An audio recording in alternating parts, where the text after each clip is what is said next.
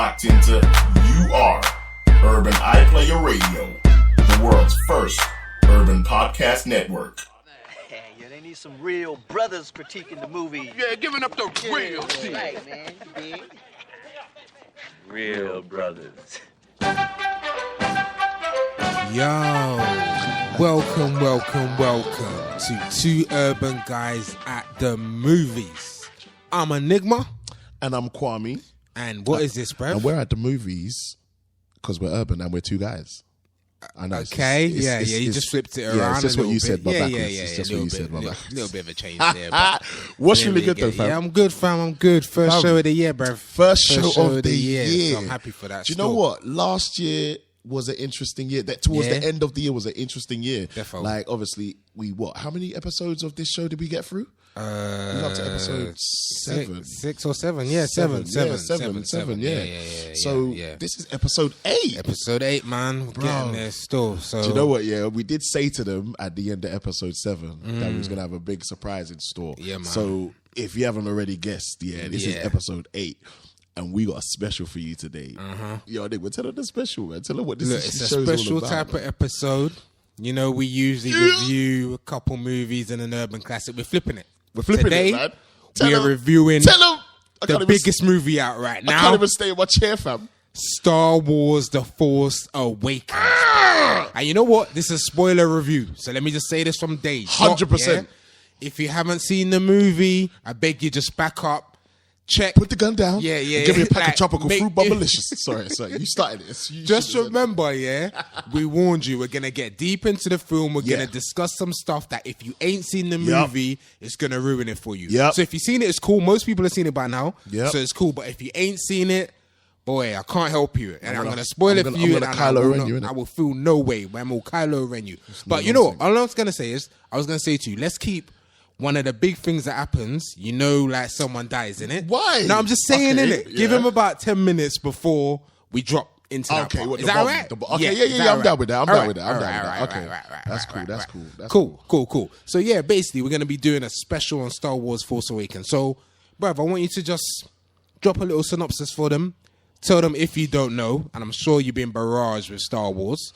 Right now, everyone's been on the Star Wars hype. Yeah, we say that again. I just want you to drop a synopsis right now, just in case people don't know what Star Wars is about. Then what, they be living on the planet Hoth or something? Like, they must be, because what? Okay, so let me just get into the synopsis of Star Wars The Force Awakens, Star Wars Episode 7. I'm not going to lie, I got emotional when I saw this. No, you got all right, let me get into this. 30 years after defeat... let me start again. I'm excited. Emotional. You get emotional. You don't get the words right. Oh, snap. Come on. Tell my wife. I had to tell my wife voice. 30 years after the defeat of the Galactic Empire, the galaxy faces a new threat from the evil Kylo Ren, played by Adam Driver, and the First Order. When a defector named Finn, John Boyega, Peckham, man, crash lands on a desert island, he meets Rey, Daisy Ridley, a tough scavenger whose droid contains a top secret map. Together, the young duo join forces with Han Solo, Harrison Ford, old ass nigga, to make sure the Resistance receives the intelligence concerning the whereabouts of Luke Skywalker. Mark Hamill, the last of the Jedi. What did you just say, Hamill? What did you just say, fam? Man said Hamill walk. Man Hamill walk. Man put both names together, bro. Whereabouts I was trying to get Luke Hamill walk. Why you do Yeah, this Star Wars, dog. Yeah, this Star Wars. Why you do this every time? No, but that's what I'm saying. Sorry. Luke Skywalker, Mark Hamill, the last of the Jedi Knights. Bang. Oh, that's hilarious. All right, let me, so obviously you went cinema to see this, Fam, I went cinema by myself. Let me hear your experience. How was it? Before we get into the movie, how was your experience? Okay, yeah. Do you know what it is, yeah? You know, like, okay, I've been doing the whole solo cinema thing for almost 2 years now. Which is big. It's a big deal. It's a big deal. And I freaking love it. Like, people actually, okay, to be honest, I went by myself, but I did give someone the chance to come with me. And then she kind of flopped, but it's fine. She had to work, so I'll blame her. It's cool. All right, well, yeah, it's cool. It's cool. I don't like going cinema with just anybody. I hear you. I kind of like going cinema with this girl because we've been cinema a lot in the past couple of years. That's good. And the experience with her is kind of cool. Do you like we both pay though? Yeah, like. Do you share payments or do you just use this Cineworld card? Okay, real talk. The one thing I actually like about this girl in particular is the fact that if I pay, she's buying all the food. Okay. So it works out. It works out. Because ticket wise, I got the Cineworld card, so I don't pay. So if I'm paying for her ticket, which is like £25, like it's not really, but it's expensive. It's mad expensive. Yeah. Then she might get like hot dog and some popcorn and some and drinks. That combo ain't cheap, bruv. That combo is about £85, fam. Trust me, blood. Swear down. It's very expensive. It's about £85. Very I swear. expensive still. Yeah, so we go halves kind of thing in that way. Okay. But I went by myself, bro. Yeah. Late did you want to soak it in? You wanted to soak this shit in? I didn't want no one to ask me no Star Warsy questions. I hear you. Just want to go. You know what I mean? Like, okay, so who is he in the last one? Yeah, man, like, don't who's wanna his hear dad? that, No, shut up. Read the much. synopsis, then come back and watch the film. So, because it was just me. Man, and I didn't even buy popcorn this time. I bought my own. I didn't give a shit, man. That's I was my like, shit, though. yeah, I like that. You know them £1 Tesco popcorn. Straight. That's what I said before. I said it previously. Yeah. Popcorn is too expensive at them blood clot places, bro. Way too expensive, bro. So yeah, $6.99. Real talk though. Real talk. I did buy something. What? The kid in me made me. I had no choice. Okay, go to it. I bought the Star Wars cup. I've still got it. I've still got it. No, I'm not gonna lie. I rate you. Straw and all. I've got it. Man needed some merchandise. I'm not gonna lie. When I got to the front and the queue was kind of fat, like you're like, yeah, can I just have one for Star Wars? Yeah. Where you want to sit? Oh yeah, just like right at the front at the back. Yeah, okay, cool. You got any more of them cups? And he was like, you know what? I'm sorry, yeah, but we haven't got the figures on top. I don't want the figure. I don't want the figure. Just give me the blood clot. Just give me the cup. Serious. What's on the cup? It's just all of them. Okay, basically, it's like the poster. Basically, the poster. But there's no figure. I didn't want the figure. Okay, I want the figure. Well, I'm just, I didn't want the figure. Big man now, innit? You know what I'm saying? Man don't need figures. I just want the drink. So I got the cup, went in there, and bruv, real talk, yeah. Obviously, like I got excited. Okay, for real. All of the John Boyega scenes, I just got gassed because I just couldn't believe how important he was to the story. Yeah, he's up in there. There's me thinking, he's just got a part in Star Wars. Yeah, he's gonna smack his role, and then that's it. Now, fam, he's pivotal to the story, fam. He's very central. It's literally about him and the girl. For real, they're the two leads. Like, they're the two leads, isn't it? He's actually the lead. It's like, I'll tell you the most part when I actually got gassed was. I'm not going to go too much into the story just yet. I'm just going to give you this piece. You a little piece. When they first meet up with Han Solo and Chewbacca, and then they're on their ship. The Millennium Falcon. And all the other bandits start coming. And he puts them underneath. Yep. And I'm like, hold on, wait. Are you telling me like it's literally Han Solo, Chewbacca, and these two? That's what I'm saying. Ray and Finn. Like, this is the main... I was proper gassed when I realised that. I like that they... gave the new generation a chance to breathe, put them front and center. Trust me. Like you know Han Solo, you know Leia, you know Luke. They had them around them to support them, but it really was about them. It really was about the two youngers. It really was about the new generation doing their thing. Oh yeah, Poe as well. Poe. Yeah. Oh, like, can I just also say, like, black people don't really like Star Wars too tough. Let's be real, yeah. We're not gonna get all technical and geeky. We'll know a few things here and there. We will, but. We ain't gonna be talking about planets and shit and the constellations of where the Luke came from and all that. Ain't gonna go too deep. But we're gonna keep it. He was from Tatooine. All right, family. Oh, I know a little bit of Star Wars. All right, we'll get into that. And Ray lived on the planet Jakar. Oh right, we know Jakar. Everyone, I swear you mentioned. Okay, you didn't mention it, but yeah, I know about Jakar. So, fam, I just wanted to I need to tell you about my experience when I went to the cinema. Yeah. All right, so please. Man didn't see it when it had just come out or nothing like that, yeah. It's been a few weeks, yeah. I think it was the day before school is supposed to go back, yeah. Okay. So it's pretty late in the day, yeah? Okay. It's Christmas done and all that, blah, blah, blah, you know what I mean? Because Star Wars came around Christmas. So it's like, all right, cool. So I'm like, going on a Monday show, afternoon. I'm thinking that's a nice time to go. Yeah, afternoon, fam. See, okay. Afternoon showings are the one. Yeah, true. Nice and quiet. Ain't supposed to be no beef, innit? Bare matinee. Matinee tea, there you go. Yeah. Matinee showings now. So I'm expecting it's going to be calm. Yeah. But of course, there's going to be a spanner in the works. And this is why I don't like going cinema, fam. I've told before, on this podcast, I've got problems with cinema. Yeah, the price range, the food, everything. Yeah, And the state of the people. the one thing I don't like is the fucking people that love to talk, fam. Yeah. Oh, so I'm walking in. Yeah. Hold on, wait, pause. Where did you go? Which cinema? Croydon View. Oh, snap. Croydon Grants. Oh, carry on. Oh, shit. Carry on. I'll keep it real. Yeah. You did. All right. So look, I'm walking up in there. Yeah.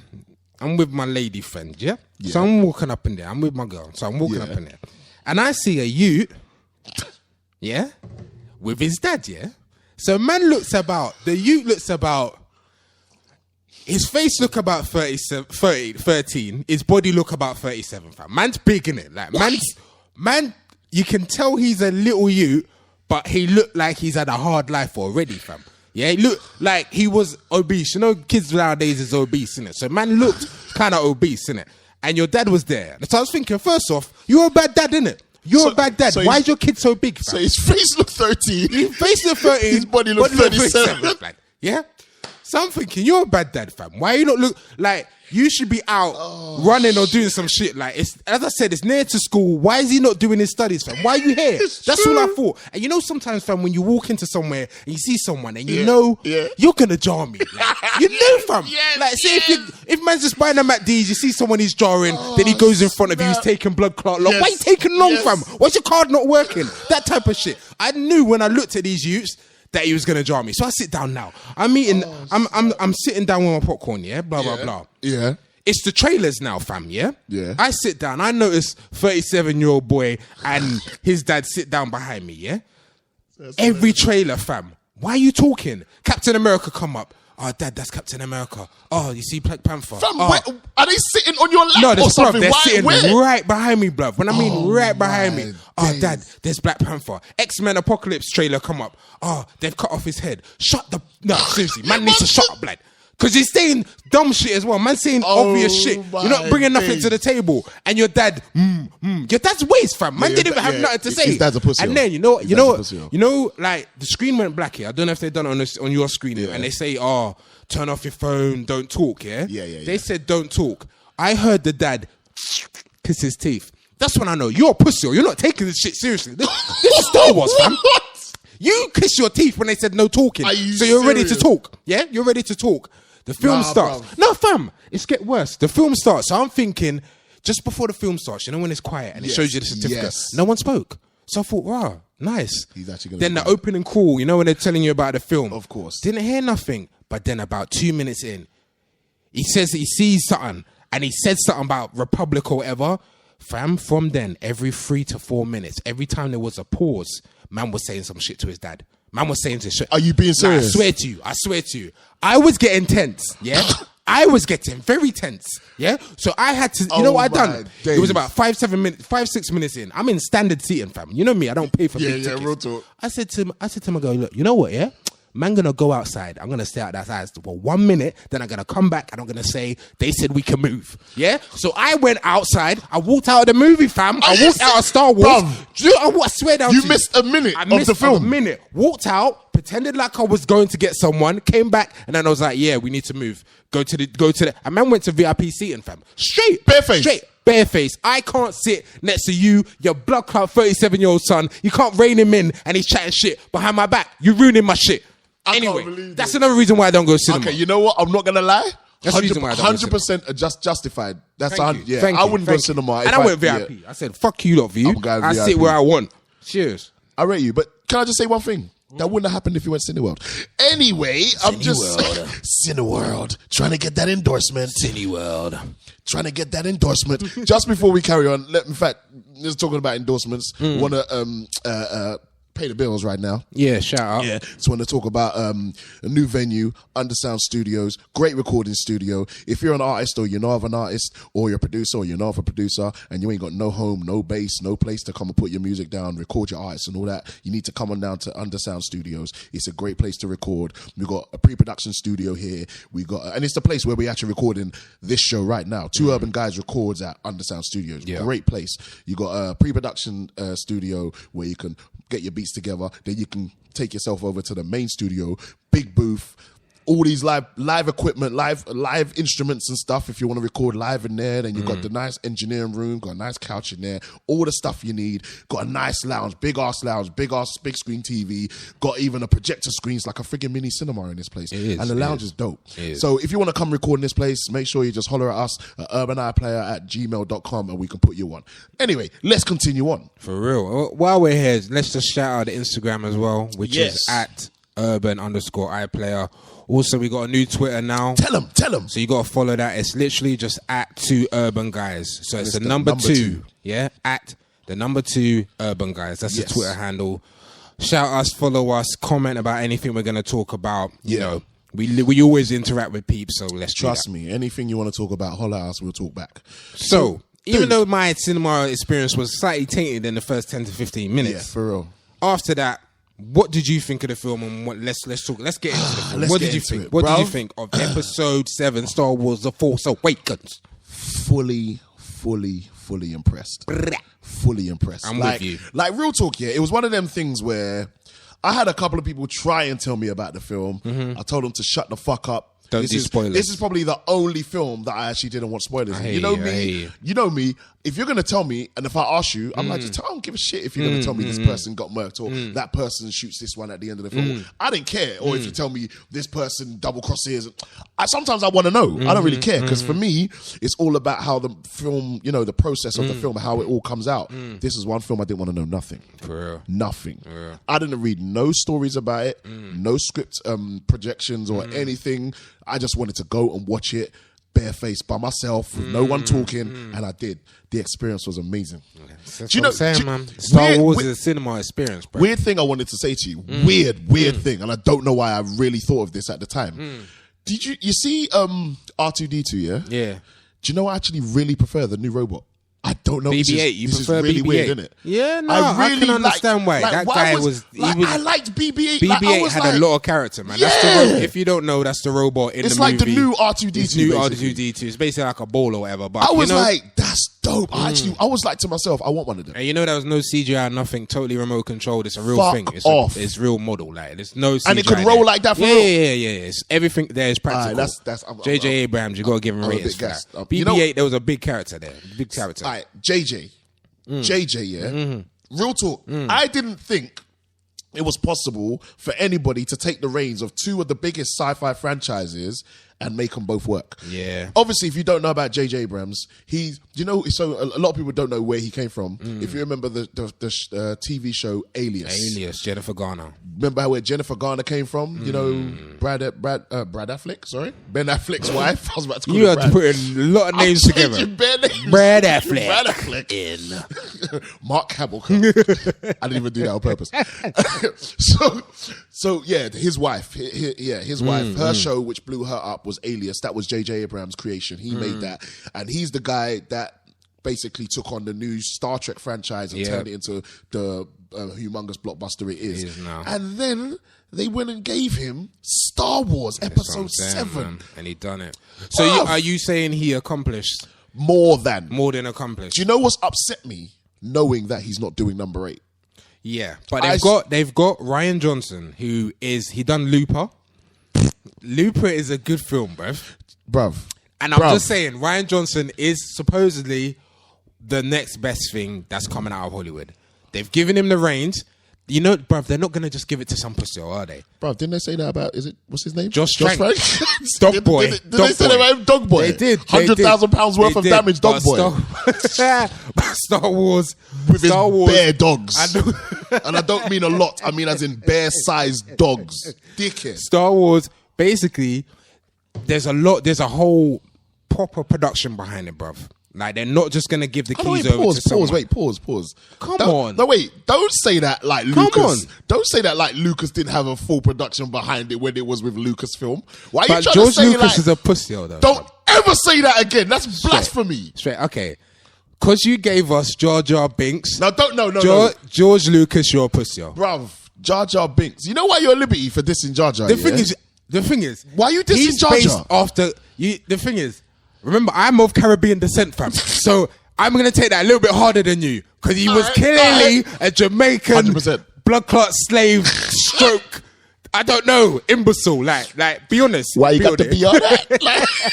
Like, anyone watch it again, his you're hair right. was supposed to be like dreads, fam. Yeah, you're like right, you're everyone right, could you're see he's a lazy Jamaican, fam. Like that, you took the piss for that. I'm not gonna lie, so I it's can't kinda take true. it. And It's what? kinda Ain't true. George Lucas's wife black as well? Yeah, man, he Like, likes- what the blood clot you doing, bruv? Bruv, he Your tried to wife's make black. up with it by putting Finn in the new movie. Nah, Okay, fam, he had nothing to do with nah. that, Your I'm just wife's black, fam. You should have known better than to put a racist character. I Jar Jar understand, Binks. I understand. Blood But clot. the thing is, you have to You're- also... I love George Lucas. Look, it's two sides. I Okay. love George Lucas for giving us Star Wars. I'm sorry, I take Yeah. that back. However, you're pushing off for giving us Jar Jar Binks. Wait, okay, I get that, but okay, technically, Jar Jar may have been an idiot throughout the most of Phantom Menace, but he was partly the savior. He's one of the reasons why they succeeded. Fam? Remember, he was... Fam? No, wait. Fam? Because if you think about it, in the Phantom Menace, at the beginning, he was a bit of a pussy-hole, but towards the end, he found his bravery. And that's part of the story. Okay. That he got brave. Okay, look, we're going to get to the other Star Wars. Steady. Like, good. All right. Yeah, Look, we're going to get to them. Yeah. So let's go back to The Force Awakens before we Okay. get onto the other Star Wars, Okay, because we are okay. going to delve into the whole Star Wars thing. Yeah. How did you feel about... Well, look, we're 20 minutes in. Blood clout. Let's say it now. Yeah. The biggest spoiler that I didn't even know about as well. I went into it and didn't Neither find out did about I, this. but I guessed it. Good. Yeah, it was telegraphed Yeah. though. About 10 minutes before you knew it was going to happen. Yeah. How did you feel about Han Solo getting murked? If you didn't know, now you know. Okay, real talk, it had to happen. Bang. It had to. I'll tell you why. Because, again, if you look at the pattern of beginning of every trilogy, of every Star Wars trilogy, it happened in the first one. Yeah. And the first trilogy, and when I say first one, I'm talking about episode 1, as in Phantom Menace, Yeah. Qui-Gon Jinn had to die. Yeah. Yeah. For Obi-Wan to become, Obi-Wan. the new master, to Yeah. become Obi-Wan. Yeah. Yeah, to basically lead Anakin to become who he was. Yeah. And then at the beginning of episode 4, A New Hope, Obi-Wan had to die for Okay. Luke Skywalker to learn who he was. Okay. So, and ultimately, remember, Kylo Ren is Han Solo's son. If you didn't know that, that's another spoiler. Yeah, big spoiler. Kylo Ren, we're 20 minutes in now, so Yeah, I I'm don't care sorry. what's It's- happened, innit? I sorry. don't care about your life right now. Yeah, Like, if it's this is, gonna if you happen. didn't, if you've listened for 20 minutes and you still ain't happen. seen it, then Yeah. boy, what can man say? We did tell you it was going to Anyway, be a spoiler show. Kylo Ren, who's the main villain He's of the, the main show, villain. is basically Han Solo and Prince Leia's son. And okay, I'll give you a little bit of background if you want to know. Kylo Ren is basically like the new Darth Vader. But what you have to understand about him, the dynamic of what they've created here for this new film, for me, I think is brilliant. Some may think it's basic, but me, I think I'm so glad that they delved into the whole concept of, because it would have been weird if Princess Leia and Han Solo didn't have a child. Yeah. 30 years later. Yeah. Do you get what I'm saying? for real. And what's genius about it, for me anyway, is the fact that you have to remember, Kylo Ren is their son, yeah? So he is the son of Princess Leia, who Who has obviously... powers, who has force exactly, powers. who has force powers, who obviously her brother is Luke Skywalker, which Force means powers. Kylo Ren is his nephew. And obviously Luke and Leia's dad is Anakin Skywalker, which is Darth Vader, which makes Kylo Ren the grandson of Darth Vader. Exactly, I think exactly. that, to me, is a You like genius that? You setup like for a that? story. Yeah, I love yeah, it. yeah, I love definitely. it. Did you like how he was trying to escape? You know how they flipped it? Usually people are trying to run away from the dark side, but he was actually trying to run away from the light side. Yeah. I like that Yeah. that dynamic, because what they done was, usually in all of the films, basically Luke, well, especially the first couple films, as in the original trilogy that ever Yeah, came yeah, out, Luke yeah. was trying to stay away from the dark side. Darth Vader's whole thing is his dad was trying to turn him to the dark Yeah. side. But in this one, Join us, Luke. Kylo Ren is already on the dark side, but he feels the light side because there's a light Yes. side pulling him. And this is and what's he feels dope that about coming. this story. That's what I'm saying. It was a different dynamic. They really Yeah. flipped the whole dark Yeah. side, light side thing, and I respected that because it was a good twist. They could have just Yeah. made him bad, normal, Yeah. just a normal straight villain, but Yeah. what they made him a lot more complex, fam, because he was actually It's the emotions he was involved now. he was trying to not be good. Yeah. And when he killed his dad, you know how he kind of said thank you, because that was the moment he actually accepted moving over to the dark side. Yeah. Yep. See, there's been a lot of talk about that, and which is dope because it's like they're talk. Because I mean, let's be honest. He is eventually going to come back over to the The light side. I light reckon side that's of going to Jedi. be the arc. It'll be the opposite Yeah. arc of what happened to Darth Vader. I Yeah. reckon that's what will happen. Yeah. But it's interesting as to what's going to happen next, because obviously we don't see Luke Skywalker till the last 35 seconds of the film. There you And go. I'll tell you one thing again, which I know probably 99% of people that watched it hated it, I thought it was probably the most genius moment of the whole film. What, the ending? Yeah. I love the ending. Bruv, I love the that ending. scene, I got emotional. That scene, I got emotional. I couldn't leave the cinema. No, I actually was probably the second to last person that left the cinema. Basically, if you've seen it, I'm just gonna talk, innit? No, Like, go, when tell man's him, trying to tell explain him. this shit. Tell him. Basically, yeah, at the end of the movie, the whole film is about finding Luke, basically, and because Luke's vanished. Basically, he's upset that because of his creation, Kylo Ren, he tried to train his nephew. His nephew turned to the dark side and slaughtered all of his Jedi students. Yeah. So then he's kind of gone on his own mission, and the whole film is about trying to track down Luke with the map. There's a map that they gotta get. They've got 2 pieces to it. They have to put it together to try and track down Luke. All of this, and then in the final shot, you finally see Luke. He looked like a bad man. Bruv, I'm getting when the whole, man took the hood off, I just got the head shut down. when man turned around and took the hood off, he looked like a bad man. Yeah, Bruv, he looked like a bad. Do you know what got me? Is the fact that it was really Mark Hamill. Yeah, like, fam. Yeah, it was yeah, Mark yeah. Hamill. When I saw Luke and I saw Leia, like when I saw both of them, and even Han Solo. No, not Han Solo. Harrison Ford. He was an old ass nigga. I knew he was gonna say as that. fuck. I knew he was fam. gonna say that. Let's I knew he talk was about this. Okay, let's let's talk talk about about Harrison Ford and his old ass. Who looks older, Harrison Ford or Michael Douglas? Straight Harrison. Oh, and you know I think snap. Michael Douglas looked old, fam. I think Oh, Harrison looked snap. Harrison looked like he needed to sit down in the Millennium Falcon. Like man needed to take breaks. Like he needed to take breaks. Nah, real talk, like he real. looked like he was. But didn't he get injured during the making of the film? This is what I'm saying. As we know, he broke his ankle. If you didn't know, during the filming, Harrison Ford broke his ankle. You're such a fucking liberty. Old man. You old man. That's old man. That's Like, old I'm man not gonna tactic. lie, yeah. Did he break his hip as well? I think bet he broke his hip or something like that. He broke his hip. broke his hip. But basically, yeah. Yeah. Basically, Yeah. Harrison Ford broke his ankle on the Millennium Door, yeah? Millennium Falcon door. Yeah. How old are you to be breaking your ankle on a door, fam? Fam, if you told me you broke your ankle on the door, I'd say, fam, like sit down for a second, innit? You know, like when you pass 70 and your bones get brittle. Like, Man, it's some Samuel Jackson, Unbreakable Mr. Glass. Fam. That's what he... Man broke his ankle on a door. And this is what I'm saying. Luke and Princess Leia, as in Carrie Fisher and Mark Hamill, what, 6 months before they went on that rigorous work regime supposedly to get into shape? Luke Skywalker didn't even do nothing. Fam, he didn't even see his body. It doesn't matter if he got into shape, but he still wanted to make sure he looked good. Harrison looked like he said, look, cut the check out this bitch, yeah? Real Look, talk. I just want to kill me in this one. Firstly, kill me. I reckon that was like his idea. Yeah. You'd be wanting to die from the beginning. I'm too old. I want to be in it, but I don't want to be in it. Supposedly Do you know what I'm saying? he wanted to get himself killed from Return of the Jedi. Yeah, I heard that as well. Yeah, but George Lucas was like, totally no. against it. In fact, Lucas was against killing him even in this one. Yeah. But Lucas, shut up now, innit? Like, man, don't listen to you anyway. No. Do you know? It's interesting though, because reading that whole thing about Lucas, having beef with Disney, like, because he basically didn't like the route they wanted to go with, innit? Now, for me personally, I get it. He doesn't own it no more. He sold it to them. It's their project. But it's interesting that I thought that when he sold it to them, he would still be fully involved. And in the beginning, he actually was. He was supposed to be like creative consultant or whatever with the story, but they didn't see eye to eye. See, this is the whole thing with me.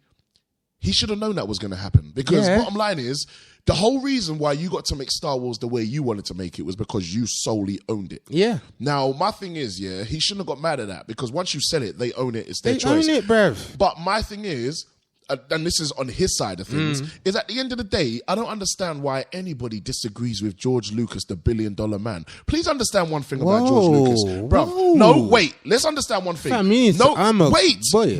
Let me explain this. Let me explain this, because you're going to understand it in a second, Please understand, that who George Lucas is, Please understand this when I'm going to break this down to you right now. George Lucas, in his entire 40-year career, has only made 12 films.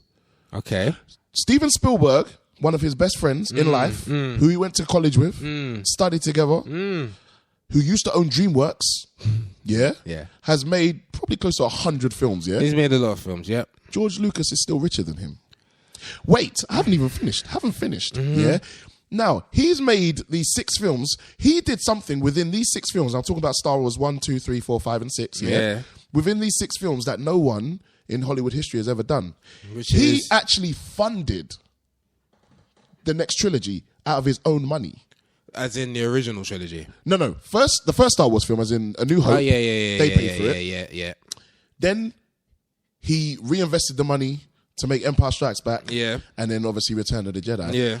But obviously he still had 20th Century Fox on his back. But when he did the original trilogy, man said, no, keep your money. It's all right. How much is this film going to cost me? 150 mil? I'll pay for it myself. No, look. And I'm not finished. One last thing. One last thing. He didn't direct... Anyway, I got something for him. I know. You could diss him, but it's not going to work because I'm going to defend him to the hill. Go on. And one last thing. Red Tails. You can't... Wait, pause. Are you trying to say the film is shit? Yeah. What's wrong? Nah. Yeah. Are you white? Rub your skin, Red fam. Tails, Rub your skin. Rub your skin. Anything, There's cream gonna come anything out. with Cuba Gooding Jr. What? Post Jerry Maguire, shit. Nah. But anyway, we'll get back onto your George Lucas We'll thing. get back We'll to get that. back to But George. that's not true. That's a lie, goddammit. That's a lie. But all right.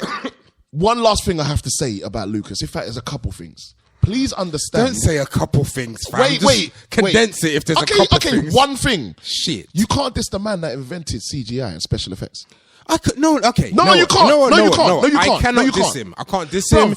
He's This a pioneer. This is what I want to say to everybody at home listening to this. And if you don't believe me, go check this out. Yeah. Here we go. At the end of every credits of probably any film you've ever seen, watch the credits all the way to the end, and I guarantee you're going to see one of 3. Bro, you can diss as much as you want. Hey, you idiot. Dolby surround sound. Yes. Yeah. And you're an idiot.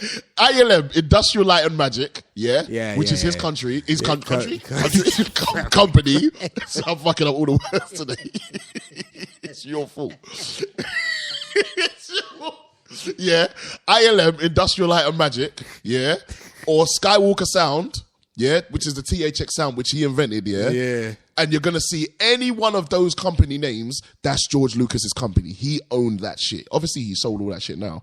Skywalker Ranch, all of that. I don't think he owns any of it now, bro. He still live at Skywalker Ranch, supposedly. No, but ain't it? It's the home of all of the. No, shit? supposedly. I don't know. I don't know. Okay, I don't follow George Lucas. But this dude again is so rich. Yeah, he sold the entire franchise for $4 billion. Yeah, and just gave $3 billion away. What? To who?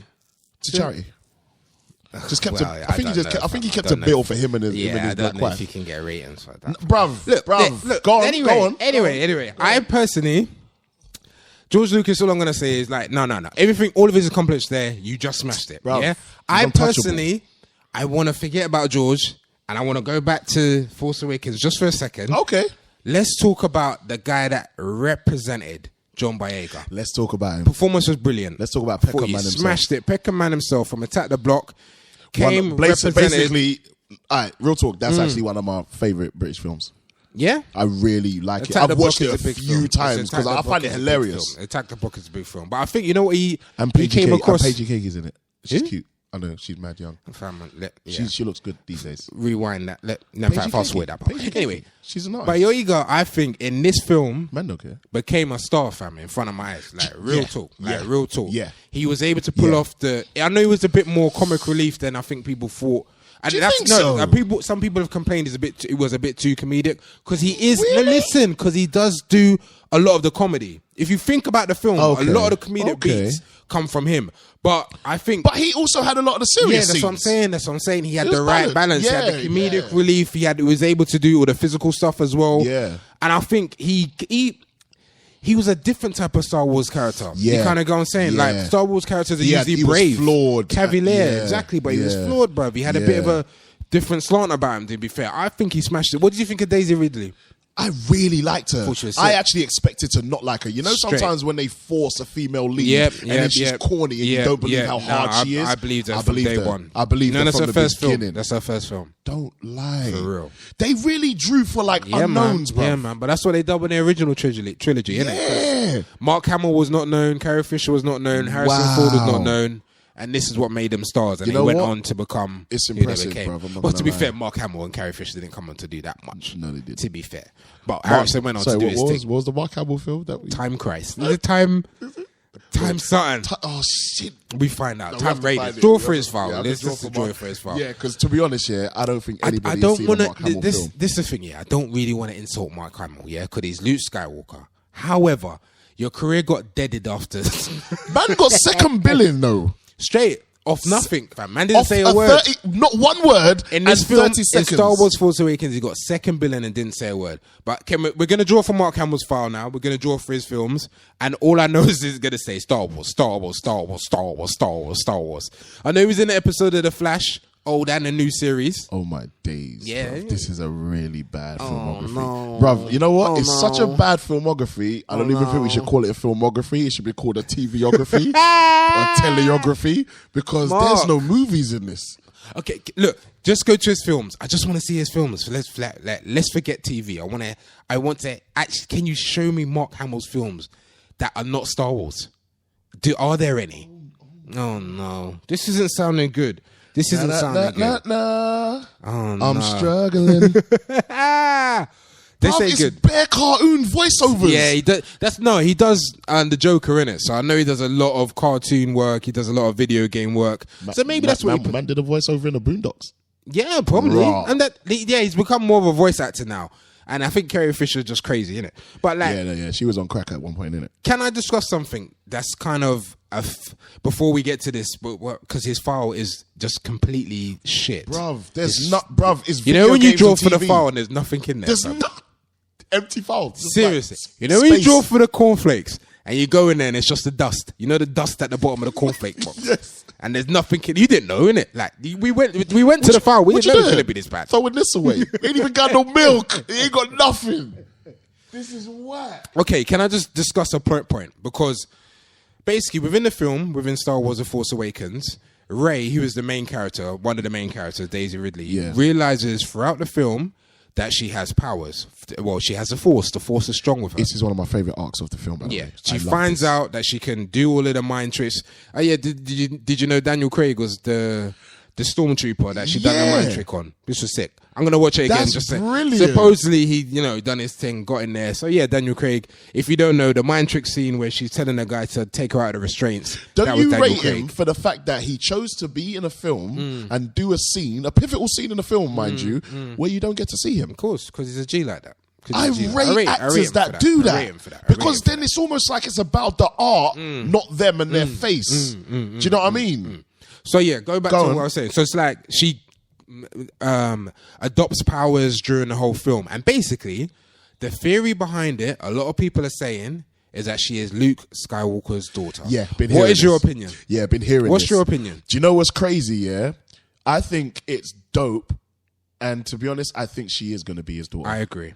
My only issue is that now that everyone is speculating it, that I can see them trying to rewrite it and make her not his daughter. I hope not. I really hope they don't do that. I hope other they theory- stick to their plan. The other theory is that she might have been one of the students, like daughters of the students, Jedi That's corny students if or they do something like that. that. No, but that he done a thing with, and then it's still his daughter. Oh, If you kinda okay, basically, they're okay. saying that's how it went down, Oh, or okay. maybe she is one of the actual students that managed to escape.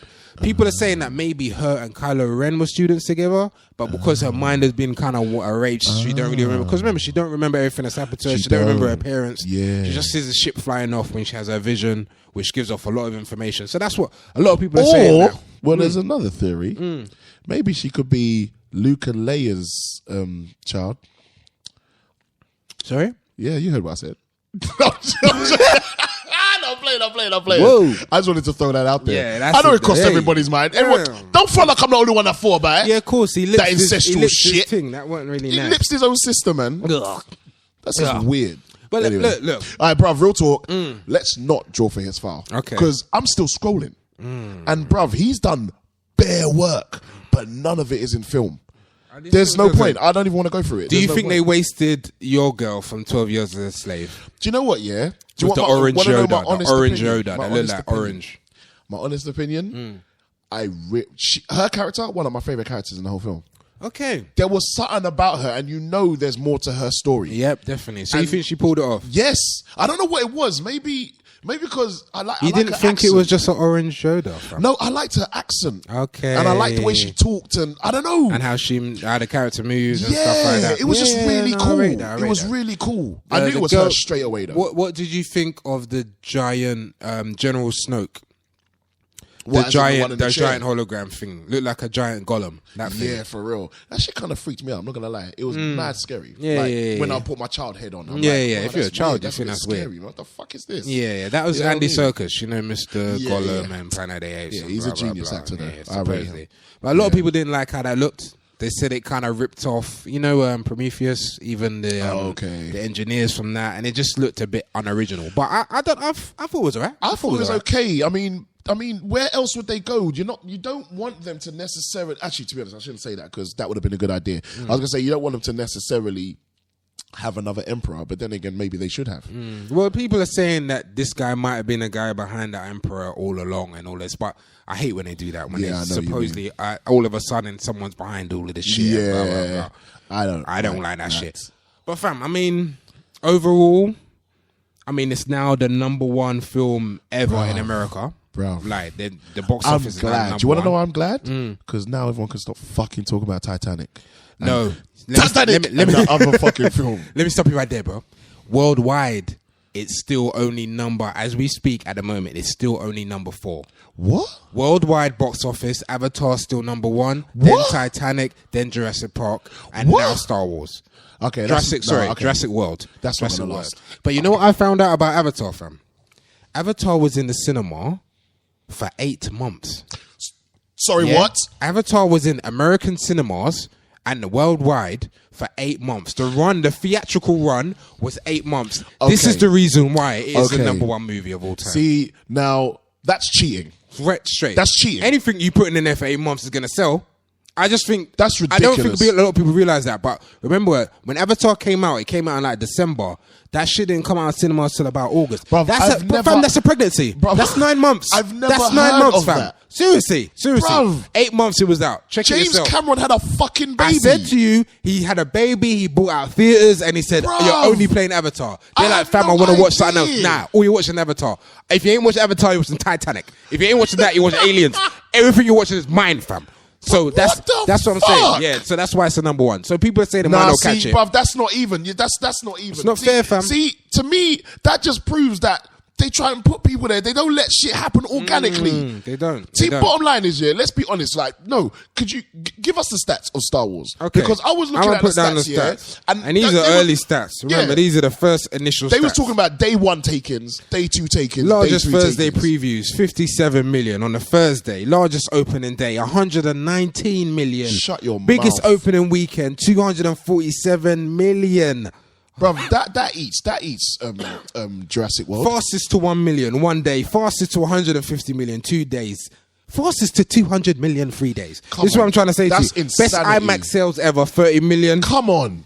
And the list goes on. Real talk. If we're talking about inflation and in time, that's already eaten. That's what I'm saying. That's already eaten Titanic. However, because it's still the number 1 worldwide. That's still the number 1 worldwide. But look, in terms of the Star Wars franchise, where would you rate this film?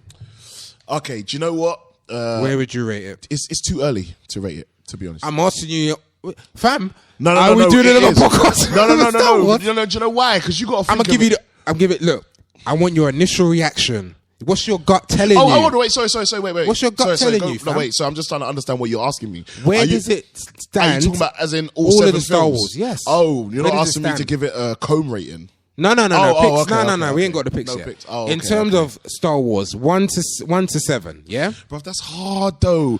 Okay, is it top 3? Is it in the top 3 of Star Wars? Okay, wait, let me think about that. All right, Revenge of the Sith, hands down, is number 1. I can hear that. But it's got Ewan McGregor. I don't care what you say. Ewan McGregor was a brilliant Obi-Wan. I don't care what you say. What? Whoa. I don't care what you say. Fam. I don't care what you say. But Ewan McGregor. I don't care what you say. Ewan McGregor I don't care what you was say. a good Obi-Wan. I don't care what you say. Ewan McGregor's never been good at anything, fam. Bro, I don't care what you say. Ewan McGregor. You were supposed to bring balance to the Force. That line was heavy. Not living in darkness. That's when he was at his best. Bro, I don't care what you say. He was coasting through. Ewan McGregor's a wanker. How about that? How about that? Not as Obi-Wan. He in is. everything else. In but not as general, he Obi-Wan. is. In No, general no. life, when you're doing them Hold on, Bobcat hold shows, on. riding around on your Wait, bikes, you're a wanker. When you're in Star Wars, you're a wanker. When you do large backflips and big jumps and land in front of the General Grievous and the rest of his mandem, and you just say hello, and you're ready to fight everybody, you're forever a G. Attack of the Clones is hard. No, fam, you cannot. You giving man a ratings for the lines that he said. Yeah, bruv, it's hard. So wait a second. Let me take this out. Let me put this in perspective. Apart from Star Wars, have you ever liked Ewan McGregor? No. Well, then he's a pussy holder. Proves my point, Actually, innit? If it's not for Star Wars, he's a wanker, innit? I Well, then actually you're haven't. out. Then I'll you're be not honest. a bad man. You're not a bad man. But then you can say the same about Mark Hamill because he hasn't been in anything else. So I can't really diss him for not being. But I don't dislike Mark Hamill. I dislike Ewan McGregor. I like him in this, and that's as far. But as you don't like him in anything else. That tells me he is terrible. I genuinely don't remember him in anything else, including Because man ain't been in anything else. like including Trainspotting. Not really a big fan of that. But no, whatever. no one ain't watching that shit. So what? Revenge of the Sith number 1, number 2. 100%. I'll be honest with you. It's- Number 2? Shit. Number 2 might be A New Hope. Everybody As rates in the very first ever Star Wars that came out. Yep. Everybody does rate Empire Strikes Back, and I do too. Mm-hmm. It's just that you know what? Nah, maybe, but I really like. I just want to know if it gets into top 3. Okay, it's not in the top 3. Okay, it's not in the top 3. Your top 3 is Revenge Revenge of the Sith. Then it's out of A New Hope and and Empire Strikes Back. Okay, and then the rest of them. I have to say Return of the Jedi because I like the ending in terms of the heart. You know what? I'm chatting shit. I know what the top 3 is. The top 3 is exactly what I just said. It's actually Revenge of the Sith. Weird. It's actually in the order. It's actually 3, 4, 5. 3, 4, 5. So Revenge of the Sith. Yep. A New Hope. Yep. Empire Strikes Back. Wow. Yeah. I like that. No, I like that lineup. That's I my order. I like that But lineup. can I just say, real talk though, Revenge of the Sith, for me personally, is possibly the most near perfect film ever made. Massive claim, but I don't give a shit. Bruv, that film is George Lucas, his genius at his best, and Steven Spielberg. A lot of people don't know that Steven Spielberg helped him do that film. Helped him get certain scenes together. Helped him to get that story out the way he wanted it, which is why it's so perfect. 2 of the best filmmakers on the planet right there. I have no words. Now, I want to know why you have no words, though. Why, though? Why? Because a film cannot be a near perfect film if it has 2 terrible actors in the lead. Oh, my God. Ewan McGregor is a terrible actor. No, wait. Hayden Christensen, Talk about their who played performances, Anakin, though. And it's shit. Are you trying to tell me Anakin was not the most wooden motherfucker? Nah, fam? bruv. Ever. He came into his own in Revenge of the Sith. No, he didn't. He came into his he own. Didn't. He was a big baby in Attack of the Clones. You and he took was her a away from bigger me. baby. Yeah, wait. Revenge of the Sith had 2 terrible leads. Revenge of the Sith had a brilliant opening sequence. Revenge of the Sith is one of the best Star Wars movies, but it's not near perfect. Bruv, it's near perfect. And it's I not don't number care what 1. you say.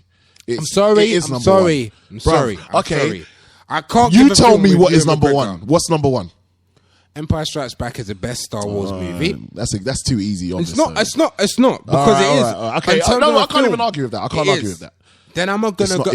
Then I'm going to go Return. Yeah. Return of the Jedi. Okay. All right. Then I'm gonna go The Force Awakens. How about that? Wow. I really enjoyed this motherfucker. Wow. Yeah, I'm gonna say that right now. I really extremely enjoyed this. It was Do you know a what's great crazy though? Cinema experience. Loved the film. Because I'm such a fan, I can't dispute your top 3. Okay. I can't. Okay. I don't agree with it. I still think mine's better, but I understand. I hear you. I understand. And Fuck, man. mine don't include any. You notice it don't include any Ewan McGregor. Yeah, I know. Like I had to. I knew you was going to say this. I want to talk Do about it a this for a certain way. second, yeah? I want to talk about this for a second. No, Like, because... Ewan McGregor. Fam. No, not even Ewan McGregor. I Okay. want to talk about the original trilogy. Okay, but I do want to say one thing, and just so you know this, yeah?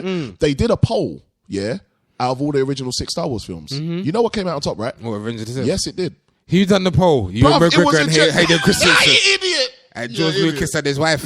You're stupid. Yeah, you're stupid. You Trust know it's me, heavy. fam. It's- Nah, I it was don't know- I some don't- wait. It I don't was know- Hayden I don't know Christensen, how his you mum, could not think that his film was so family, amazing. Ewan McGregor's family. They got together. Yeah, that's what happens. Bruv, it's they one got of the- Rick from Holby City, who's in the first Phantom Menace. They got Natalie Wood and Portman with a skinny ass. Are you... Why are you... This is why I know you're not a Star Wars fan if you're talking like this. Because no, fam. Nah, this is blasphemy. But why did you, fam? You're acting like the newer Star Wars films are held in high regard. You look like Darth Sidious right now, fam. They're not, fam. They're not held in high regard. The newest trilogies, they're not. Phantom Menace, the kid was jarring. I don't care what anyone says. You literally want to bang the kid. Phantom Menace is dope, yeah. Phantom Menace is dope for the final lightsaber scene. That's it.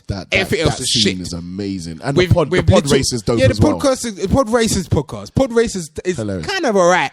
It's kind tight. of no. But young Anakin ruins it for me, fam. Everyone does hate young Anakin, I'm not gonna lie. Me personally, I didn't find him that jarring. I found him a little annoying, but I could live with it. You realise the boy never got any work after that. Yeah, I know. Hollywood turned their back, and Hollywood and the world turned their back on him. Why has he got to be? No, seriously. His parents probably left him and said, fam, like, man can't even look at you anymore, fam. Man can't even look at you. I must admit, you're right. He actually didn't get no more work after that. Was like 2001. Fam. Bruv, he's like he's 25 a big man now, fam. He's a big man. Now. And the joke thing is, he can't say to a girl, like, try and press her, I was young Anakin in Phantom Menace. She'd be like, she'd laugh at you, fam. She'd say, that's not nothing to be proud about. Don't tell me that. Tell me what you done before that or after that. That's nothing to be proud about. Man was in Phantom Menace. Was you an Attack of the Clones though? She'd be like, what? That's not impressive, innit? Don't tell me that. That's not impressive. Nah, so wait, okay, let's bring this full circle back to Force Awakens, because we've been going in. I just want to hear what you thought of some key characters, and then we're going to give our picks. Yeah? Do you know, I really love the opening scene, yeah? Which one? With, what's his name? The pilot. Poe. Yeah, when he's with my man from Isaac. Minority Report. Yeah. him, you know him. Yeah, I really like that scene when it says, they're coming, and then he's chasing. The first time you see Finn, but you don't know it's Finn yet. And then you see Kylo Ren, and then my man shoots the gun at him, and he stops the... Freezes that blast. Scene. That's when you knew man was powerful, fam. Bad man. Man was... Do you know one thing I was thinking, when I watched this film? Because they very early on tell you, in a sense, the backstory as to how he became Kylo Ren. And I like that. Get out of the way because it was almost like, you find out straight away he was one of Luke Skywalker's young Jedis who he was training. Yeah. And then he was training a few. Then this guy basically got seduced by the dark side somehow because he just wanted to be. And then he just murked everybody. Luke couldn't stop him. Obviously, it was his nephew. Kind of felt bad. So he kind of did a Yoda and breezed out to another planet and just went quiet. I love the fact that they told that story, because you know what's going to be so interesting now in the next 3 to 4 years is when they do. You remember when they did the Clone Wars cartoon? They're obviously going to do some. I've heard that they're going to do a whole backstory. Do you realize how much story they can tell between Return of the Jedi and The Force Awakens? There's so much story. 30 years worth of story. For real, man. So that's one thing I'm excited about. But going back to the characters, I said, BB-8 is my favorite character. BB-8 your favorite character? Hands down, my favorite character. Kylo Ren, you was happy with his performance? I have to talk to you about this. Kylo Ren really loved Adam Driver. And you know what was great? I really liked his voice. Yeah. Because you're thinking, okay, they're gonna obviously try and do another Darth Vader, but I love the fact that he's Darth Vader's grandson, and they keep relating you back to it to remind you. And I'll tell you one thing I liked. It was funny because I was talking to my brother about this, and then he said something like, there was a scene that he really didn't like in this film. And he didn't tell me the scene, but as soon as I saw it, I knew it must have been this scene, because I know we think quite similar. When he take the mask off. Yeah. But you know what? It didn't bother me. And I'll tell you why. It's because it was important to the story. Because and you know what I like? The line that he said before it, when man was like, when she was like saying to him, you're a monster. And I think that's why he took off the mask. Yes, and even when she said that, I knew that was when he was going to do it. Because, we was relating it back to, like, say, the Marvel films, How many times in the Marvel films do they spoil the story when they reveal the superhero to the rest of the cast? Yeah. They did it in Spider-Man 2. I know the one you hate. Yeah. That pissed me off a lot. Really didn't like that. But they did it in Iron Man as well. Pissed me off. But for this, it worked. We needed to see his face because they needed to humanize his character. And it was so important for her to see him and for us to see him. Do you know what I'm saying? Because think about it. If he had stayed in the Kylo Ren mask, like the Darth Vader mask, think about it. Relate it back to Return of the Jedi. We never saw Darth Vader's face to the very end. Last 10 to 15 minutes. Exactly. And why was that? Because his character needed to remain dark all the way to the end, because until that point where he actually killed the Emperor, we didn't know that he was going to switch. Exactly. So they've shown us in this first film, the first of this new trilogy, that there's something good about Kylo Ren. But we just don't know how it's going to unfold yet. It's going to be interesting, man. Yeah. It's going to be real interesting, to be fair. I loved it. Really loved it. Do you think now, are you happy with the characters that they're going to move forward with? Because obviously everyone's still alive. Adam Driver, Daisy's character, Boyega. This is a new generation. Do you feel happy with this new generation moving forward? I'm such a fan that I'm a fan in a different way to almost everybody else that's a Star Wars fan. Everybody keeps trying to predict what they should do. I'm such a fan that I literally just want to see the story unfold. Just want to see what's next. I don't even want to say I wish they put him in or which. That's why when Harrison Ford died, I wasn't angry. I was like, no, he needed to die. No, needed to Two go, reasons. man. One, he's an Needs to old go nigga. soon. Yeah, Do you know what I'm saying? He looked old. You know what I mean? And two, it makes perfect sense for the story. And as soon as Princess Leia said to him, bring our son home, that's when I knew he was going to die. At that point, I knew he was going to die. Yeah, he's not coming back. You knew that. Okay, let me just. We're gonna wrap up. We're gonna do some picks in a minute. There was some. What was I gonna say to you about? Anyway, look. What is your initial idea for a pick? In terms of your rating for the film, your picks. How many picks you gonna give it? And you have to give it something. No, I will. Yeah? I don't want to extend this shit any longer than it needs to be. But before I answer that question, I have to pose another question to you. Okay, cool. Yeah, it's almost rhetorical, to be honest. Is Star Wars the best saga of all time? Best film saga of all time? Yeah, I think I have a list here. It's got to be. Can I give you some of these? Yeah. films? Go through. The Rocky saga, the Bourne saga. It's better than that. Bourne's shit. Bourne is shit. Bourne is shit. I don't want Bourne 5. Bourne is shit. Hilarious. Oh, I hate Bourne. Back to the Future. It's only 3 films. I can't say So nothing. it's a trilogy. It's not a saga. Okay. Superman. Ooh. Nah, fam. Superman 4. Gotta take that out. Yeah. Die Hard. Oh. Die Hard 5 though. To see, everyone's got a weak link in their shit, fam. Everyone. And I was going to throw in Rocky there. so far. Yeah, because I was going to throw in Godfather, but Godfather again is only a trilogy. Yeah. No, Star Wars is the best. Star Wars is the best saga. Yeah. So far, it's got to be. Yeah. It's got to be. And in saying that, to answer your question, I think so too. I actually give this film a 10. I give all of them a 10. Wow. That's me though. Wow. I give all of them. I literally love all of them. And this is what I said going into even watching this film. I said it's going to be a hard task for them to make me think the film is shit. That's how much I love Star Wars. Yeah. And I'm going to have to concur and give it 10 picks. Yeah. This is the first new film that we've given 10 picks. I think it is, We've not. Because all the classics, this is brand new. So, I mean, if you haven't seen it already, go and watch Star Wars. If you have seen it, I hope we've discussed some of the stuff that you've been talking about. If you're a Star Wars fan, you're an idiot if you ain't seen it yet. And if you're a Star Wars fan, you're an even bigger idiot if you haven't seen it on a big screen. Because it's necessary. For real. It's too necessary to see it on a big screen. Don't cop out. Don't Go wait see for the shit. DVD or the Blu-ray or any of that. It's You need to go see it. And it'll be in the cinemas for a little while now Yeah. still, because nothing else ain't coming out. 8 months. Not that At least to long, stay not for that 8 long. months, boy. So, is that it? Star Wars? That's Yeah. our spoiler review. Yeah, man. We covered a lot of stuff. And, even if you don't like Star Wars, even if you've never watched the movie because you're urban, I would honestly recommend going to see this. Yeah. It's a big film. Seriously. One of the best films didn't I've seen in mention one cinema in a thing, long but- time. But one of the best scenes in the whole film has to be when Finn held the lightsaber. I couldn't believe that the Negro Got a lightsaber. from Peckham got to hold the lightsaber. Big. Bruv, if I was him and I first saw that in the cinema, I probably would have cried. I'm just saying. No, that's deep. I'm just saying. That's deep. Bruv, That's deep. he got to hold the lightsaber and actually fight. He did, and fight. I mean, he got buoyed, but he still He got fight. buoyed. He had to get buoyed. You Had to can't get fight a buoyed. Jedi and not get buoyed. He got Do you know buoyed, what I mean? But, bruv, anyway, I just wanted to make that point because he actually smashed it. One day we will get him on the show and we'll talk to him about it because freaking hell, definitely. Sorry, real quick, short story. Did you know, I don't know if you know about this, he took Harrison Ford to 805, the Nigerian restaurant in Old Kent Road. I didn't know that. Yeah. Man said, I want to show you where I'm from, innit? Took him And to he Peckham. took Harrison Took Ford. Harrison Ford to Peckham. Did Took him Harrison- to 805, the Nigerian restaurant on Old Kent Road, fam. Did Harrison And Ford sat down and ate food, fam. What? Swear down, fam. Did Harrison Ford break his ankle when he was ordering? When he walked through the door. Can I get some football? Hey, Harrison, you alright? Yeah. Can I get some Ngossi? Order plans. Bro. Just get shit. No, you got a rating for that though. No, I'll Man give took him him to ratings. the I'll give hood, him fam. We ratings. took him I'll to give the him ends, ratings. fam. I reckon, but Harrison didn't go there by himself. He must have had a bodyguard or something. Apparently, it was just the two of them.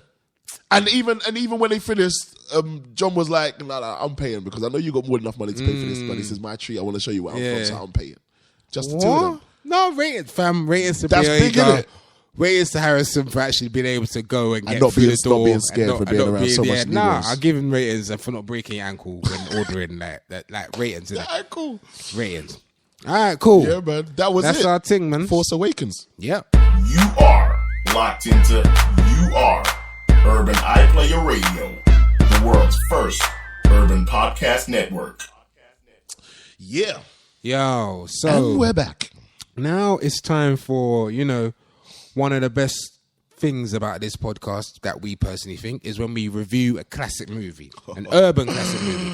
And now the task was, this was a hard task because It was. we wanted a movie that would relate to Star Wars. It was only hard because we didn't really think about it properly. We didn't really think about it. until we Because thought when you about think it, about it, there's yeah. one It's person that you obvious. can rely on. I personally was originally thinking of Billy D. Blood Clot Williams. Hilarious. And I couldn't find... I didn't really like Lando. But anyway, I didn't like his hair. I didn't like the hair. But he's fine, though. No, I'm not going to diss him. He's fine. He done his thing. So, I was thinking, wow, there's not a lot of black Star Wars characters. there isn't. There isn't. Technically, and it's then... only Lando.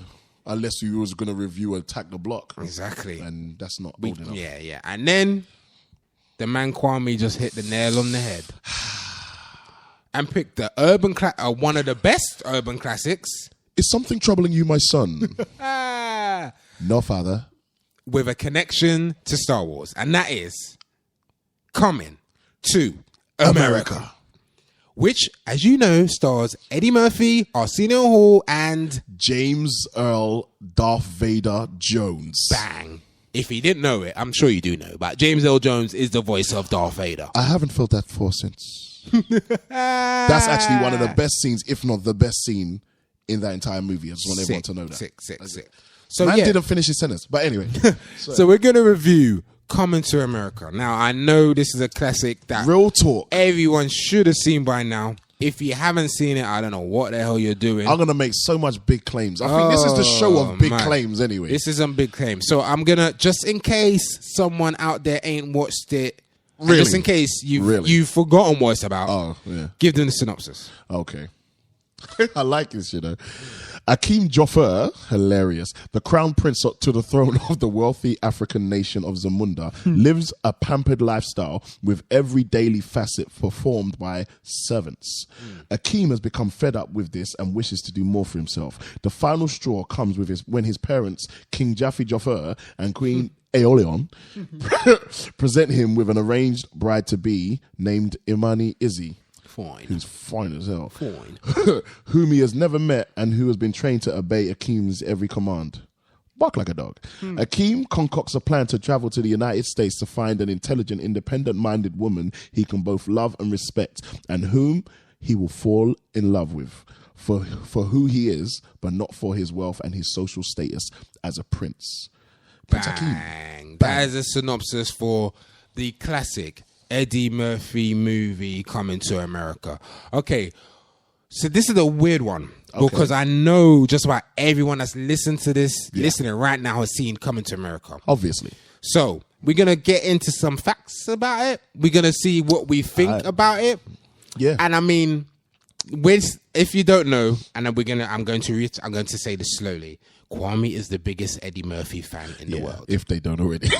Just in case, yeah.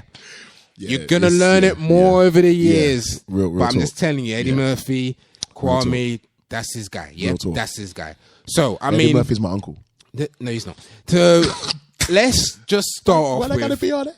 Let's start off with: do you think this is Eddie's best film? I know that's a big claim because Eddie's done a lot. All right, real talk. And I know it's hard because I keep saying this. Bro, this is the best comedy film ever made. Wow. In film history. I'm not gonna diss that. I don't think it'll ever be topped. I'm not gonna diss that. I've been having this fight with myself. Me and a couple of my boys been having this discussion. I even had this discussion with my sister once, and we was talking. Okay, the two funniest films of all time for us, me and my people and our team or whatever, has always been a discussion out of Coming to America and Stir Crazy. Yeah. And if you don't know about Stir Crazy, you're Richard an idiot. Pryor, G. Wilder. Wilder. Watch that now if you ain't seen It's it. seriously one of the funniest films ever made. Personally, it's number 2, and it's been fluctuating for so long. I keep having this beef with one of our boys, Ace, and he's always like saying, "No, it's Stir Crazy." Because I've been back and forth, but bruv, I only came to the conclusion literally probably 2 weeks ago. If that Coming is a better one. Coming is number 1. I watched it twice in 1 week. It's the first time Eddie done all the faces and all of that. Yeah, different the things. first time he done the dressing up. I'm not gonna lie, bruv. When I rewatched it, the Jewish guy, they actually like, bruv, he really smashed that, bruv. Like, Come on, so realistic, bruv. It's like, literally, even the makeup was good. Fam, and you know, I gas on Eddie all the time, but real talk, bruv. His level of genius is so far beyond anybody. It was comedy. ahead of the time still. Yeah, It was then definitely ahead of and the time. now. Yeah. That's the thing. Yeah. He was almost like the last of a generation. Where he kind of came in was like the end of that era.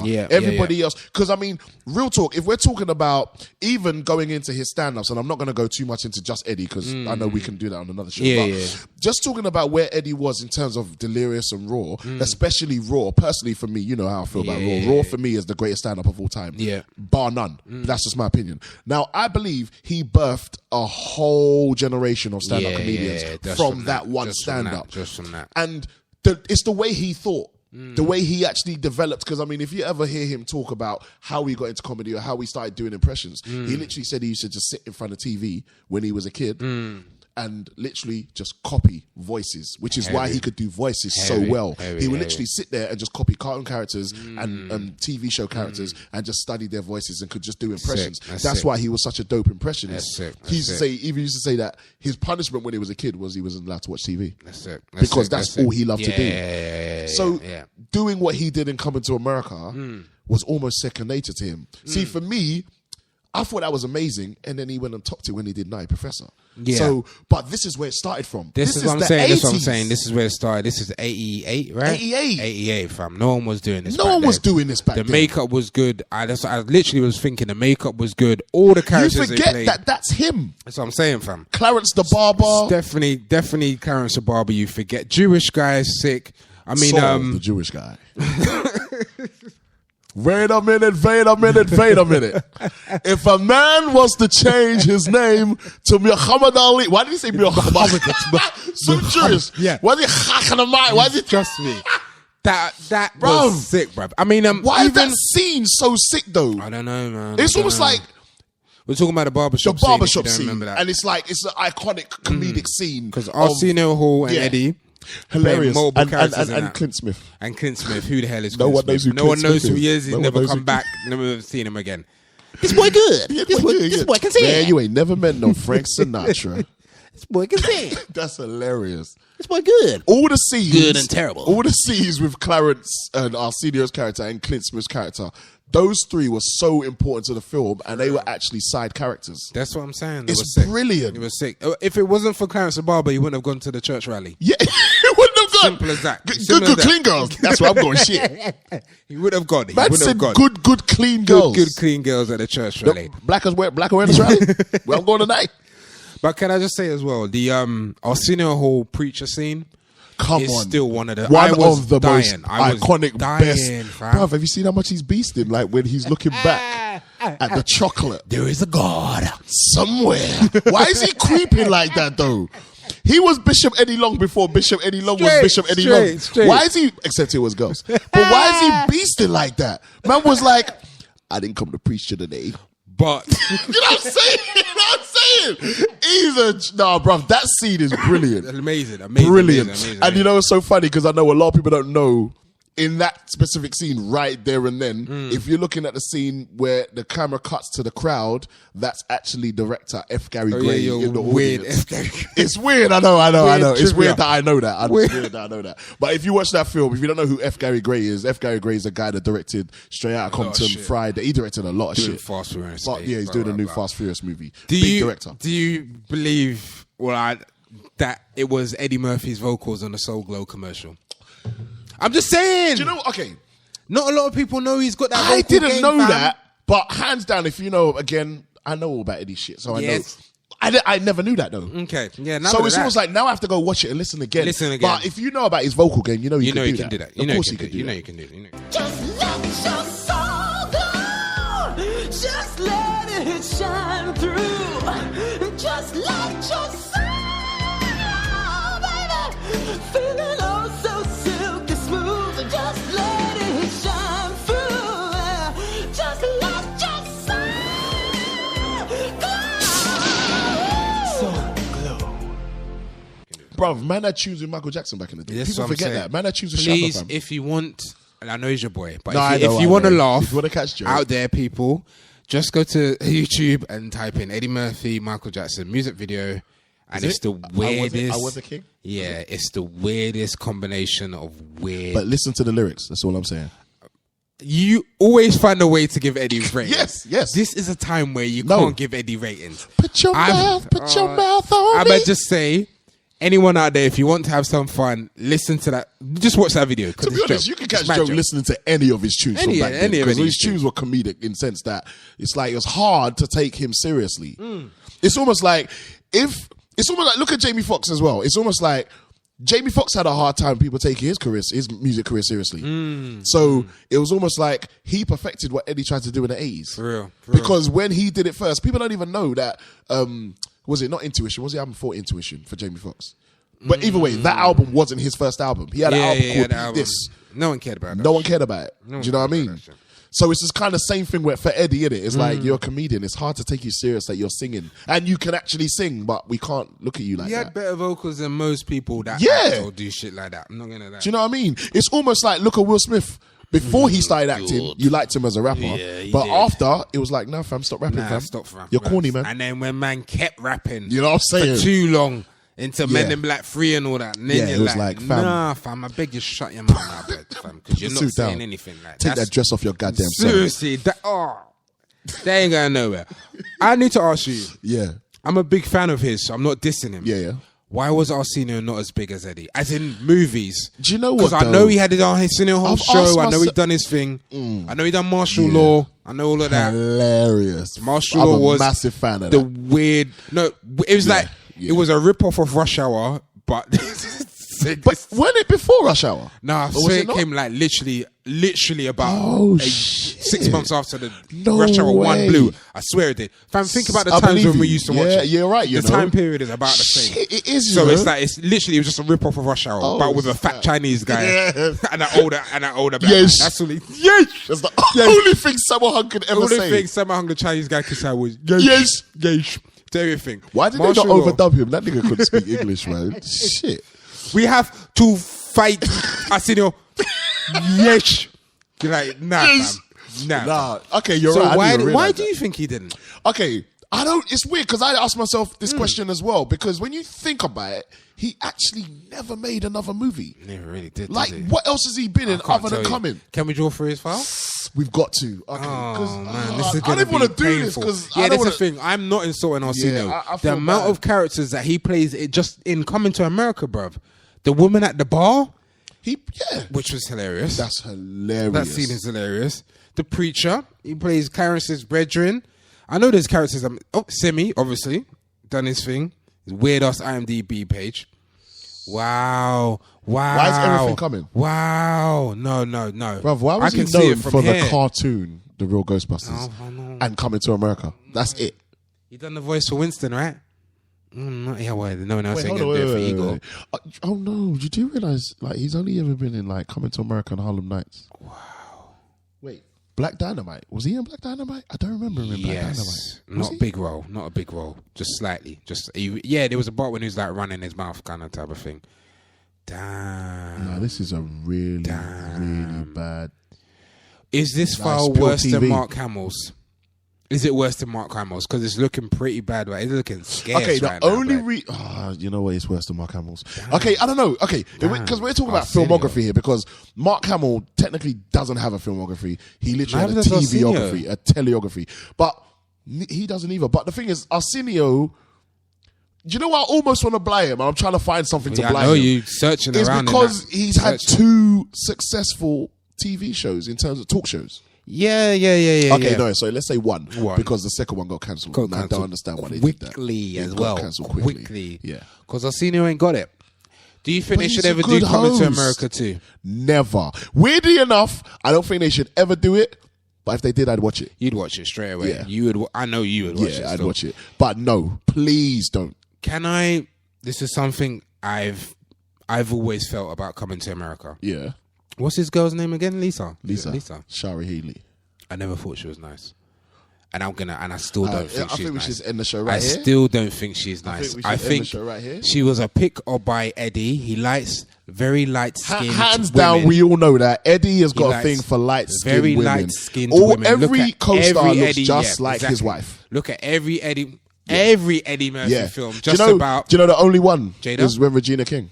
No, even Jada's light-skinned, fam. Yeah, she's kinda Regina King is dark. and worse hair, And she played his dark. wife in Daddy Daycare. Yeah, She's yeah, the only That's dark-skinned the wife only he's one. ever had. And that's probably because the light-skinned girls weren't available at the Real time. talk. Like they had run out. Even, do you know the story about Harlem Nights? No. You know, before they got Jasmine Guy. Jasmine Guy wasn't the first choice. Who was? Michael Michelle was. You know that? Yeah, you know, yeah, of you know, course. what's her name? Oh, yeah, beautiful. Yeah, her. But you know, she tried to sue him, so I say he sexually harassed her. Oh, yeah. I did So they know. basically got rid of her And and got replaced Jasmine Jasmine with Jasmine Guy. So that just shows you he That basically Jasmine just is wanted loose? that look. But Jasmine is loose as well because if he tried it with Michelle, and he'd probably try. With If I'm Jasmine as honest, well. yeah, I don't believe that he tried it with her because only reason. Fam, No, you wait, can't wait. defend him with No. everything, fam. I'll tell you why. Because if you know someone's track record, in a sense that, because she was known to be difficult to work with. Oh, She wanted this, she was wanted like that, light and skinned this. Robin Givens. Basically.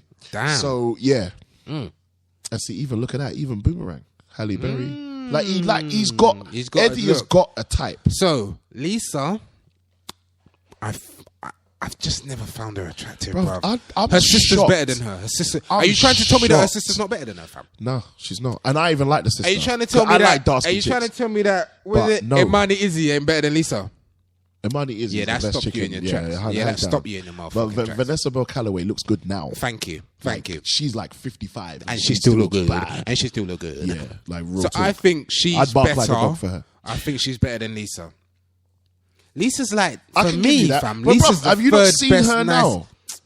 Okay, I'm not, talking maybe about not coming, now, fam. I'm but talking about coming. she still looks good though. got a bit of a frog face. Oh Whoa, shit! just said it. Lisa's You got know a who her frog baby face. father is? Who? Play from Kid and Play. Wait. You're such a lily. What, are you telling me Play smashed it, yeah? Forgetting Lisa? Yeah, he did. What's Lisa done? Let's go for her fucking file. Let's see what she's done. Frog face looking gal. What's her name again? Real name? Shari Healy. Oh, yeah, Shara Headley. She look good in that picture, though. Man. She's attractive. Yeah. She got a big face, fam. Let me. What's that? Little Let bit. me see. Let me see them hits. What's the hits? What's she done? What has she done, fam? She was in Guiding Light. That's a TV show. Though. Oh yes, of course. Her Emmy award winning.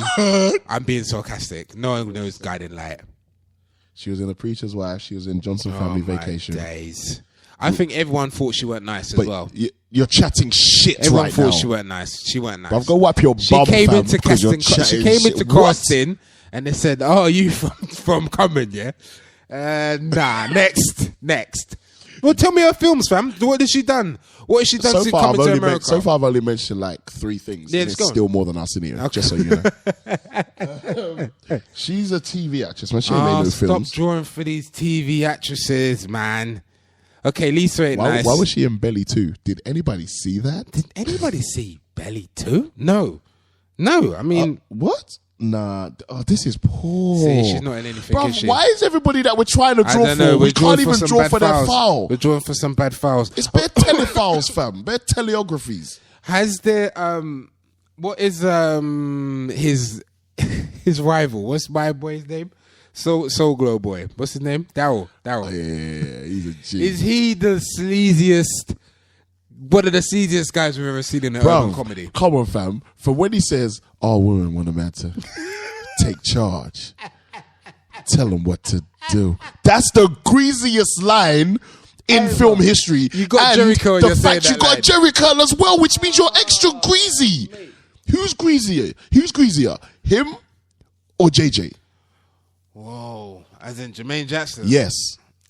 I think the audience should decide. Google both of them and tell me what you think. Which they're all from the Soul Glow and Coming to America, or then still Jermaine Jackson because It's come on, bruv.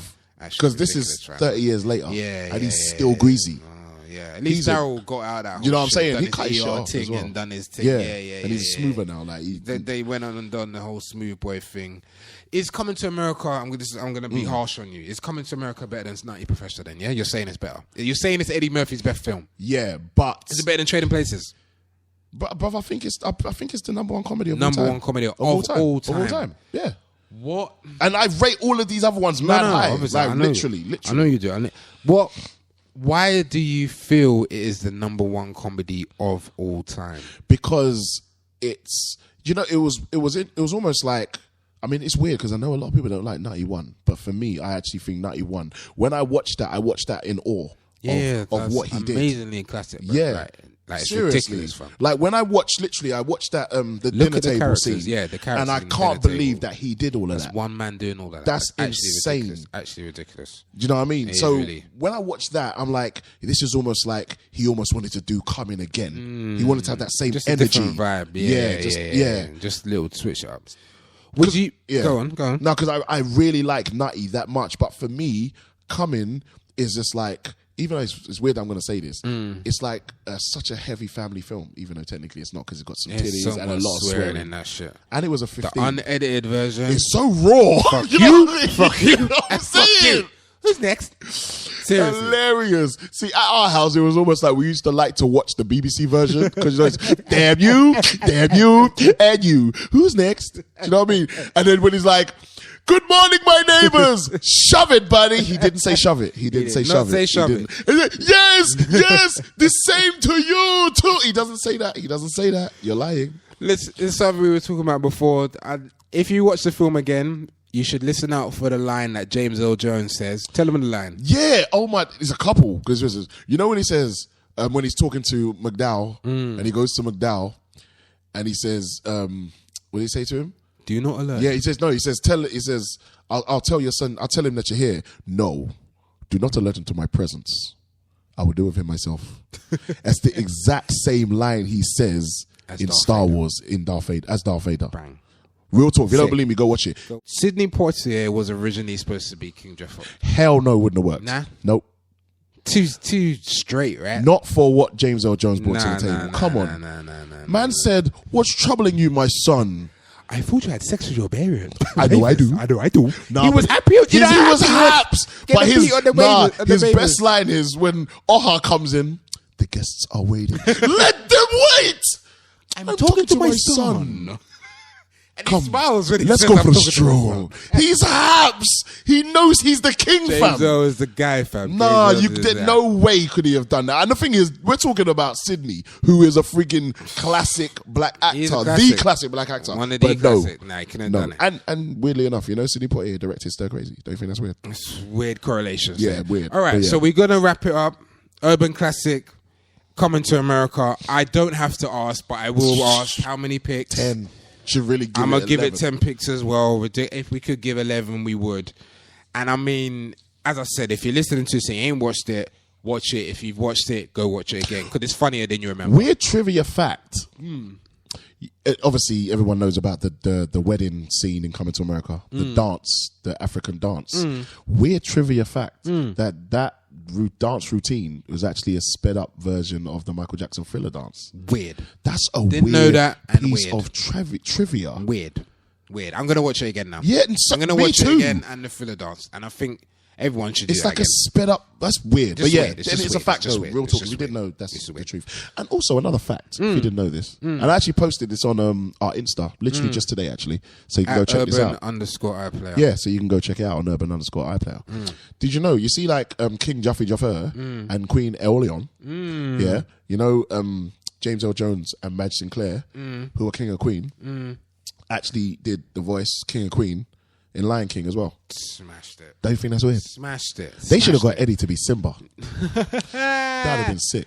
Swearing off Simba, boy. Do you know? Imagine. Swear down. Yeah, But another weird fun fact. But yeah, another fun fact. This is what I'm saying, fam. We educate people, we give them reviews, and we give them some trivia as well. got some more. Go on, John one Landis. more. Yeah. A lot of people don't know about John Landis. Brilliant, genius director. Trading Places. You know him and Eddie had beef on the set of Coming to America. I have heard about this. Yeah, like they fell out, like literally fist fight. Serious? Yeah, beef. Like Just beef. Trank style. Man tried to throw fists. Yeah, they weren't Throw seeing bows. eye to eye, and they fell out. And Eddie like really like didn't like him. And it's weird because John Landis is the guy that almost kind of made Eddie a Trading superstar. Places, Coming to America. Yeah. Can't get mad at that. Do you know what I'm saying? But then obviously they came back together because they made up, and Eddie asked him to do Beverly Hills Cop 3. We'll talk about that. The We'll talk about that. no We'll one talk about likes. it another time. The one that no one likes. That's hilarious. That's not right. Bruv, weird trivia about that. Why has George Lucas got a cameo in Beverly Hills Cop 3? Hills Cop 3. I know. Was he with his black wife? Is he with his black and my wife? favourite director. No, he was with his white wife. And one of my favourite directors, Who? John Singleton's got a cameo in fuck that off. as well. John, anyway, I've said what I've had to say about John. I will get on to Leave John John at Singleton another point. alone. I will Leave get on to John Singleton. at He another made Higher Learning and Boys in the Hood. Leave him alone. point. And Fast and Furious made the 2. same film over and over again. But anyway, let's just wrap this up. All right. Tell them where they can shout us, where they can holler at us. Yes, you can holler at us on Twitter, on our Twitter and Instagram, which obviously has the same handle, which is @_. So @_? Fam, At you are mumble jumble. That's your I don't name know what's today. going Your on. name is mumble jumble today. Like a mumbles. Okay, Instagram is At @urban_. _iPlayer. iPlayer. The Twitter is @2urbanguys, the number 2, then urban guys. Also, don't forget to check out urbaniplayer.com. Oh, snap. Yeah, for the best urban Yes. movies collection. We got movies, we got documentaries, we got stand-up, we got 16 Bars TV, we got so much shit on So much urbaniplayer.com. You need to go check that out. Once you finish the podcast, if you're not at work or on your way to work or whatever, even if you're on your way to work, go to your mobile, log on to urbaniplayer.com and just get into some more urban ass shit. Yes, real talk. And actually, if you want to know, there's actually more options for you to now listen to the Two Urban Guys at the Movies podcast. So you can Yes, also you can actually listen on to it at urbaniplayer.com as well as YouTube, as well as SoundCloud and obviously iTunes. So you've got loads of options and there's no excuse. Subscribe on the iTunes, follow on the SoundCloud, watch on the YouTube, watch on the Urban iPlayer. Yeah. Take your pick. Two Urban Guys at the Movies, and we're gonna call it a day Yeah, now. man. Let's. All right. Thank you for listening, people. Until we'll be back next time. soon. Black Star Power. Ownership is key. Peace. Peace. You are locked into Urban iPlayer Radio, the world's first urban podcast network.